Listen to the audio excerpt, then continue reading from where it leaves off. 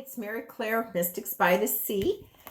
Happy Friday, everyone. I'll have your birthday numerology. Your tarot card of the day is the King of Cups. Again, I'm going to mention my little Zoom numerology class I'm going to be getting together. I'm getting some responses, so who's ever interested, let me know, and I will include you in on the link and learn a little bit about yourself and why you're here. All right. Today, the King of Cups. I've had him, I think I had him last week because I love him. Probably every time I put him up here, I love him. The King of Cups is someone who is refining their emotional needs, okay?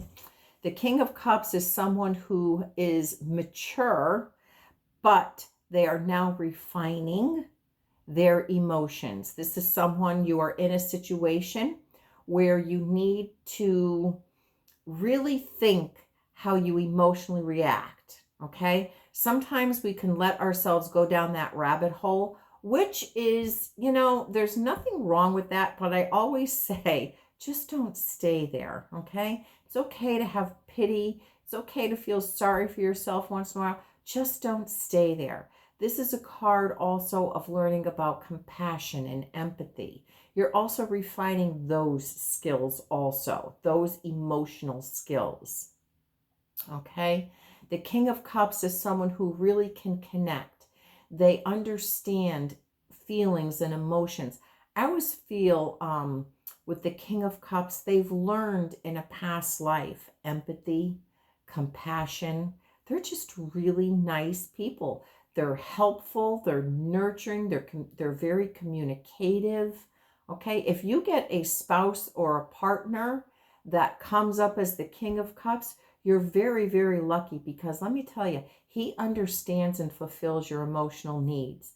Now, if this is a card that I have pulled for you, depending on what other cards are around it, it's your emotional self that needs to be worked on at this time, which means that there are situations that are going on in your life that you may feel out of control, that you have no control of.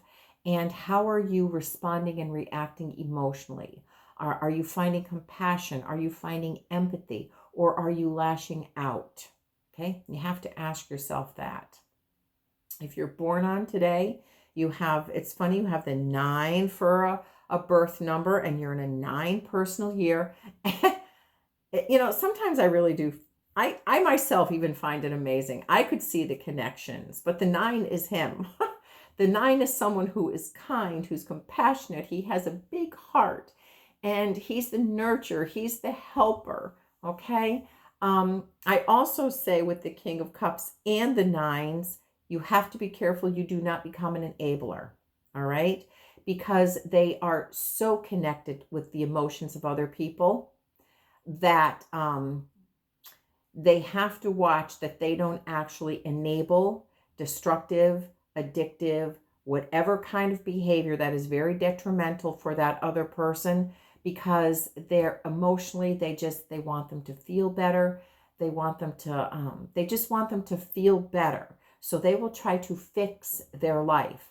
And the King of Cups and those with the number 9 have to learn God only helps those that help themselves, and you cannot do it for them.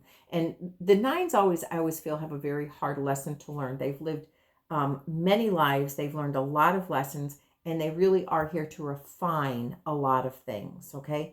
Emotions being a huge one of them. 9 year, you're in a year of endings. You're in a year of wrapping up, letting go.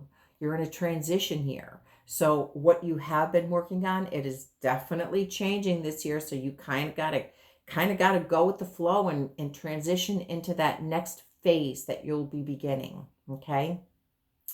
The energy will be there next year for that. So if you're finding that you're doing things, you need to do things differently this year, then that's what you need to do. Wrap your head around it and let go of the old and embrace the new, because that's where you are. You're in this transition. All right.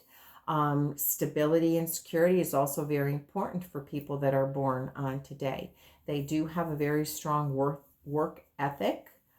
Just don't be procrastinators. Okay.